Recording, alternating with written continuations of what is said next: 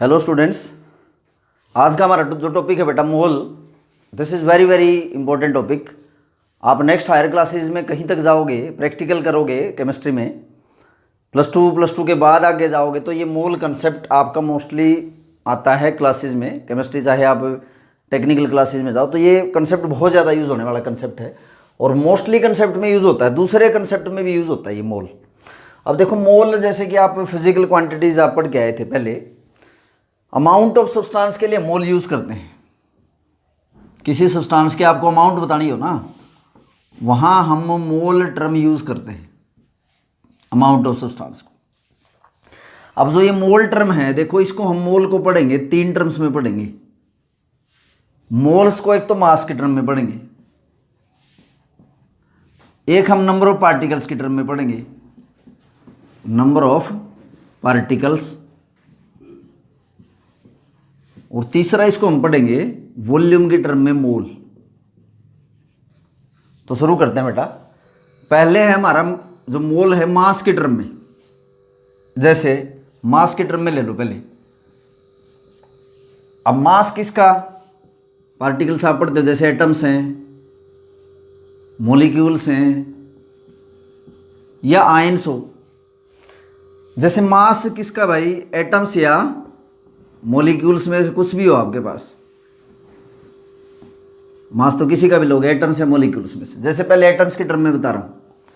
जैसे मैंने कुछ एटम्स लिखे, जैसे मैंने एटम्स लिखा है यहाँ पे, नाइट्रोजन का एटम लिख दिया, ऑक्सीजन लिखा, सोडियम, मैग्नीशियम, एल्यूमिनियम, ये कुछ एटम्स मैंने लिख दिए यहाँ पे। ऊपर मास नंबर हम लिखते हैं। जैसे नाइट्रोजन का मास नंबर है 14, ये इसका रिलेटिव एटॉमिक मास है। ऑक्सीजन का मास नंबर लिखते हैं 16, सोडियम का मास नंबर है 23, मैग्नीशियम का 24 है, एल्यूमिनियम का कितना बेटा 27 है। अगर हम मास नंबर को ही ग्राम में लिख दें, वो ग्राम एटॉमिक मास है। जैसे कि अगर मैं इसको लिखूं, नाइट्रोजन जो कि मास नंबर 14 है, 14 मैंने ग्राम लिख दिया। अब आपको पहले सिखाया गया कि अगर मास नंबर को ग्राम में लिख दें तो वो किसके इक्वल होता है, GAM बोलते हैं उसको। And what is GAM?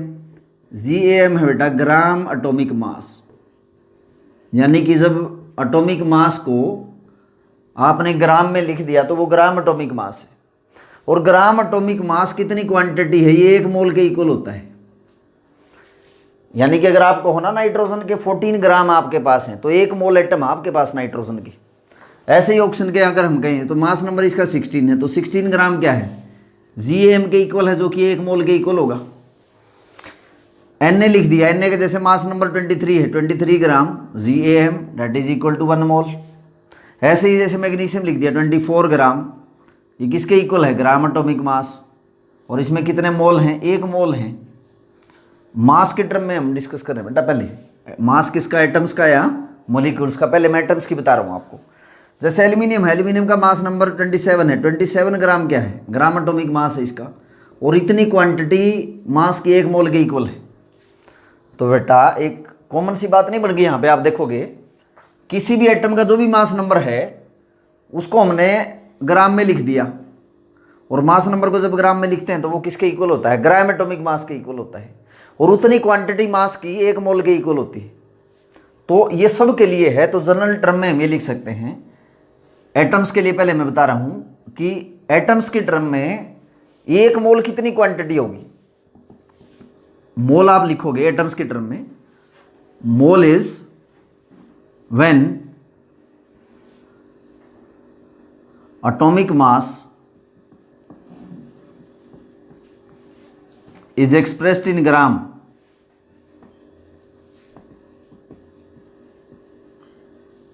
and this much quantity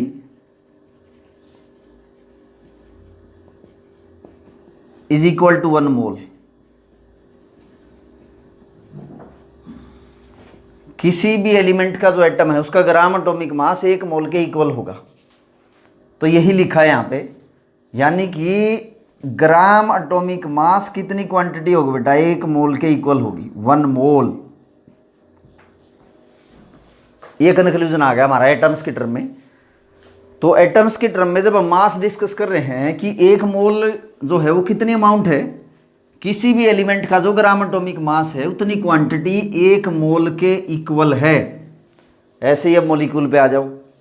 molecule में देखेंगे, जैसे कुछ मॉलिक्यूल का एग्जांपल ले लिया हमने, जैसे मैंने लिखा नाइट्रोजन, जैसे बेटा लिखा ऑक्सीजन, जैसे मैंने लिखा क्लोरीन, ये जैसे कुछ मॉलिक्यूल लिख दिए। और देखो जैसे CO2 लिख दिया, वाटर लिख दिया, कुछ मॉलिक्यूल लिख दिए मैंने।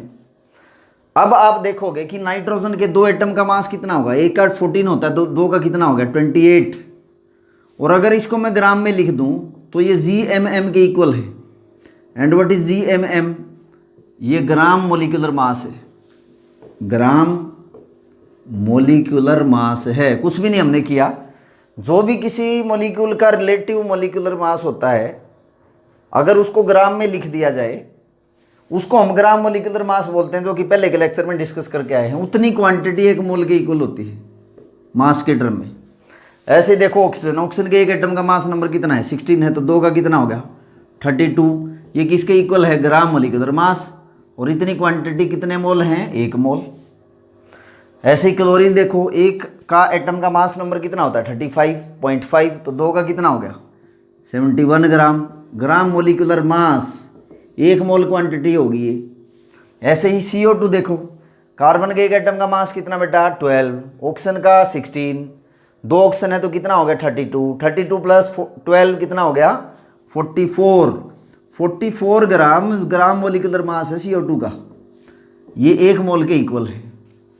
ऐसे ही वाटर आप देखो, हाइड्रोजन का 2 AMU है, ऑक्सीजन का 16 है, 18 ग्राम लिख दिया, इसका ग्राम मोलिकुलर मास है। इतनी क्वांटिटी 1 मोल के इक्वल है। तो क्या कंक्लूजन निकल के आया यहाँ पे, किसी भी मॉलिक्यूल का जो ग्राम मोलिकुलर मास होता है उतनी क्वांटिटी 1 मोल के इक्वल होती है। मास के टर्म में बता रहा हूँ, पहले मास के टर्म में, यानी कि ग्राम एटॉमिक मास 1 मोल के इक्वल। ऐसे ही अगर मॉलिक्यूल लो तो ग्राम मोलिकुलर जो मास है वो भी 1 मोल के इक्वल है। ग्राम मोलिकुलर मास में कितनी क्वांटिटी होगी, 1 मोल क्वांटिटी होगी, और ये 1 मोल मास के टर्म में है। तो gram molecular mass is equal to 1 mole. तो 1 मोल कितना हो सकता है, तो हम कह सकते हैं मोलिकुलर मास किसी भी मोलिक्यूल का जब हम ग्राम में लिख दें उतनी क्वांटिटी किसके इक्वल होगी, 1 मोल के इक्वल होगी। तो ये तो मास के टर्म में, मास किसका, एटम्स का या मोलिक्यूल्स का, इसको हमने डिस्कस किया है 1 मोल कितनी क्वांटिटी होगी। ऐसे ही अगर आप देखो कि कोई आयोनिक कंपाउंड हो।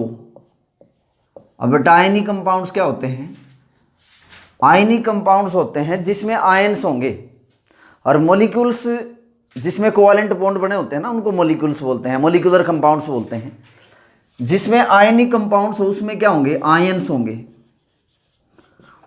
आयनिक कंपाउंड जिसमें आयन होते हैं ना वहां पे ना हम फॉर्मूला मास यूज करते हैं, फॉर्मूला मास। वहां क्या यूज करेंगे, फॉर्मूला मास। जैसे मॉलिक्यूल के लिए मॉलिक्यूलर मास, आयनिक कंपाउंड का अगर मास आप एक्सप्रेस कर रहे हो तो सिर्फ उसमें नाम बदला है, मैंने फॉर्मूला मास लिखा है। अगर जैसे कोई मॉलिक्यूल है आयन्स नहीं है तो उसमें हम मॉलिक्यूलर मास बोलते हैं। जैसे मैंने एग्जांपल लिखा NaCl। अब NaCl एक आयनिक कंपाउंड है। अब अगर इसका फॉर्मूला मास आप कहोगे ना, फॉर्मूला मास कैसे निकालेंगे, how formula mass is calculated. Formula mass में भी कुछ नहीं है, एटम्स का ही मास जोड़ते हैं, या आयंस का कह लो, mass of all the ions, mass of all the ions, वो किसके इक्वल होगा, फॉर्मूला मास के इक्वल।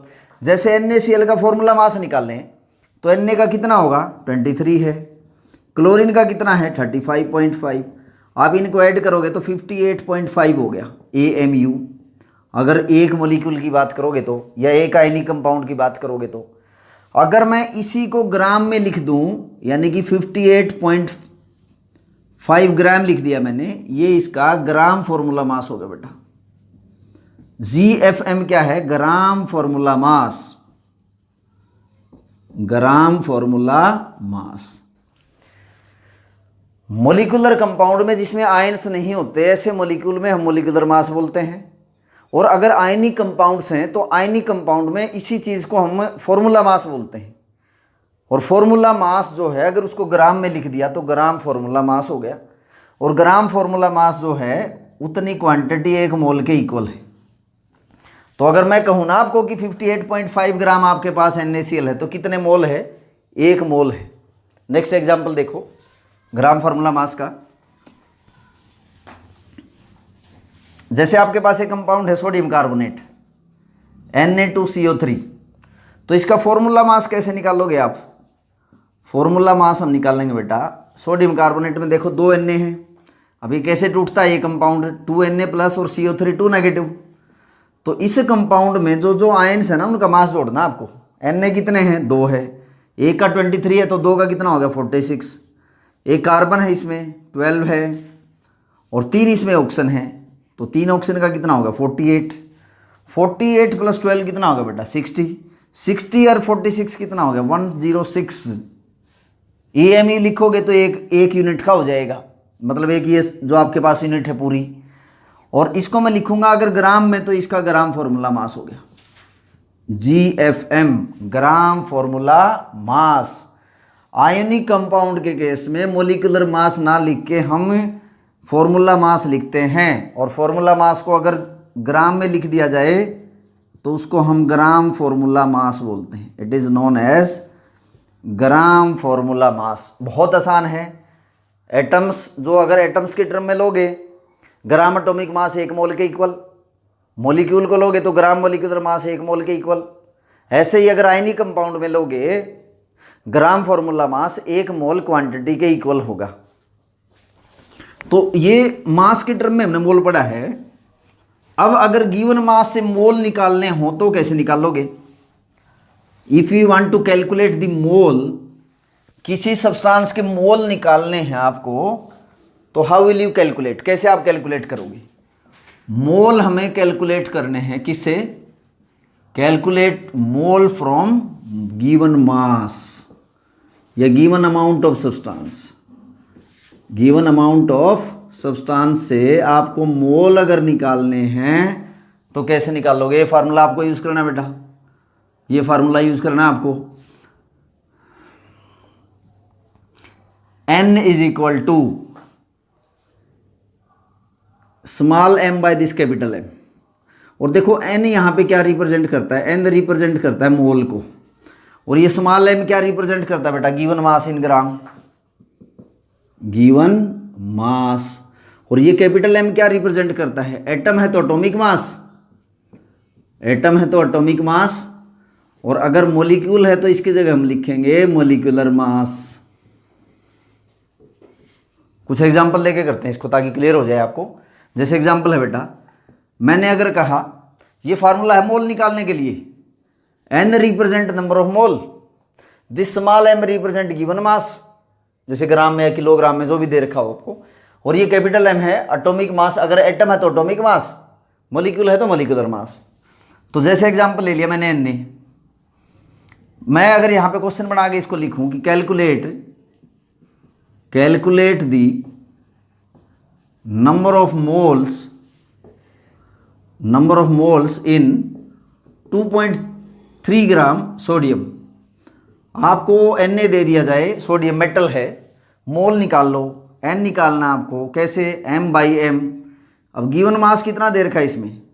2.3 ग्राम दे रखा है। 2.3 ग्राम ये गिवन मास है जो आपको दे रखा है। मोलर मास कितना बेटा? एटम है तो इसका एटॉमिक मास से डिवाइड किया तो मोल निकल के आ गए। कितना आगे? 0.1 मोल आ गया आपके पास, 0.1 मोल। ऐसे एग्जांपल दे दिया जाए जैसे कि आपके पास मैग्नीशियम है। मैग्नीशियम को अगर मैं कहूँ कि 48 ग्राम आपको दिया गया है, 48 ग्राम, तो 48 ग्राम में कितने मोल बनेंगे मैग्नीशियम के? कैलकुलेट करो। तो number of mole, given mass कितना है? 48। अब बेटा मैग्नीशियम का मास नंबर कितना है? Atomic mass 24। तो अगर इसको हम डिवाइड करेंगे तो कितना आ गया? 2। तो 2 मोल आ गए बेटा आपके पास। यानी कि गिवन मास से हम क्या निकाल सकते हैं? मोल निकाल सकते हैं। नेक्स्ट एग्जांपल देखो, मॉलिक्यूल के लिए देख लो। CO2 दे दिया आपको, CO2 गिवन है। इसको अगर कहा कि आपको 2.2 ग्राम, 2.2 ग्राम है तो कितने मोल बनेंगे इसके? मोल कैलकुलेट करो। N is equal to given mass by molar mass. कितना दे रखा है आपको? 2.2 ग्राम दे रखा है, और मोलर मास इसका कितना बेटा? 44 है। तो कितना आ गया? 0.05। इतने मोल आ गए आपके पास। तो मोल निकालने का तो बड़ा आसान फार्मूला आपके पास। मोल अगर निकालने हैं गिवन मास से, n represent number of mole, तो गिवन मास को एटॉमिक या मोलिकुलर मास से हमें डिवाइड करना है। दूसरा इसके में ऐसे भी पूछ सकते हैं कि अगर मोल आपको निकालने हो तो बता दिया कि अगर मास निकालना है आपको, मोल दे रखे हों, तो एटॉमिक और मोलिकुलर मास तो हम कैलकुलेट ही कर सकते हैं। देखो कि हाउ टू कैलकुलेट मास, किससे? From given number of mole, given number of moles. कैसे करोगे आप इसको? देखो ये फार्मूला है, अगर आपको ये निकालना है तो इन दोनों की क्रॉस मल्टीप्लाई कर दो। यानी कि अगर आपको m निकालना है तो नंबर ऑफ मोल को कैपिटल M से डिवाइड मल्टीप्लाई कर दो। और ये कैपिटल M क्या है बेटा? या तो एटम है तो एटॉमिक मास, और अब मोलिक्यूल है तो मोलिकुलर मास से आप इसको मल्टीप्लाई कर दोगे। जैसे अगर मैं कहूं कि कैलकुलेट दी, क्वेश्चन है calculate the mass of 0.5 mole of water. Water के कितने मोल दे रखे हैं आपको? 0.5 मोल दे रखे हैं। 0.5 मोल आपके पास वाटर, तो कितना मास हो जाएगा? m। कितने मोल गिवन है? n रिप्रेजेंट मोल, 0.5 मोल हैं। और मोलर मास कितना होता है वाटर का? देखो वाटर का मोलर मास कैसे निकालेंगे? हाइड्रोजन का 2 हैं, एक एटम का 1 AMU है, तो 2 का कितना हो गया? 2। ऑक्सीजन का कितना बेटा? 16। 16 प्लस 2 कितना हो गया? 18। तो 18 का हाफ कितना होगा बेटा? 9 ग्राम हो गया। तो 9 ग्राम इसका मास आ गया। बहुत आसान है, इवन 9th क्लास में भी ऐसे बेसिक से क्वेश्चन हम पढ़ गए हैं। तो ये फर्स्ट आपका हो गया कि आपने कैसे मास निकाला है, किससे? मोल से। तो बेटा मोल आज हमने डिस्कस किया है मास के टर्म में। मास किसका है? तो एटम्स का या मॉलिक्यूल्स का या एनी कंपाउंड का। एटॉमिक मास को अगर ग्राम में लिख दिया जाए तो उसको हम ग्राम एटॉमिक मास बोलते हैं। ग्राम एटॉमिक मास इतनी क्वांटिटी में 1 मोल होता है मास के टर्म में। ऐसे ही मॉलिक्यूल अगर देखो, ग्राम मॉलिकुलर मास, मॉलिक्यूल का मॉलिकुलर मास को अगर ग्राम में लिख दिया जाए तो उतनी क्वांटिटी 1 मोल के इक्वल है। और आयोनिक कंपाउंड में हम मॉलिकुलर मास की जगह फॉर्मूला मास लिखेंगे। तरीका सेम है, एटम्स का मास ही जोड़ना है, बस नाम बदलना है आपको। मॉलिकुलर मास की जगह आपको फॉर्मूला मास लिखना है। और फॉर्मूला मास को अगर ग्राम में लिख दिया जाए, जी रिप्रेजेंट ग्राम, सभी में जी रिप्रेजेंट ग्राम, ये एटॉमिक मास है, ये मॉलिकुलर मास है, ये FM क्या है? Formula mass. तो ग्राम फॉर्मूला मास इतनी क्वांटिटी 1 मोल के इक्वल होगी। तो ये फर्स्ट पार्ट आज हमने पढ़ा है मोल का, मास के टर्म में। नेक्स्ट लेक्चर जो कि मोल का ही होगा, उसमें हम मोल को आगे बढ़ाएंगे नंबर ऑफ पार्टिकल्स के टर्म में और वॉल्यूम के टर्म में। और उससे रिलेटेड बहुत सारे अलग अलग टाइप के न्यूमेरिकल हम डिस्कस करेंगे। और ये आपको बड़े ध्यान से सीखना बेटा। तो ऐसे ही लेक्चर्स लेने के लिए आप अपने चैनल को क्या करोगे बेटा? लाइक करें और मैक्सिमम इसको सब्सक्राइब करें और शेयर करें। Thank you students.